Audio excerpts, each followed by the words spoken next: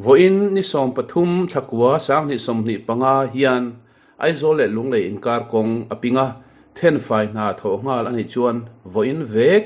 chonu dar khat vela tlang le man tu ra ngai ani sentezel kuari hi Aizawl atanga kala then zol then ma sial suk dayami ani a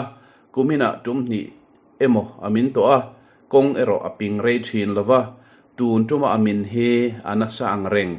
ruwa asur zeu awangin chimbel theidin muna ading reng bok li thei eng mazat adang mek rele tuam tu mai si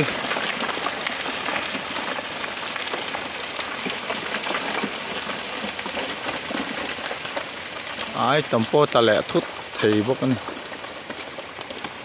na den ve riu mai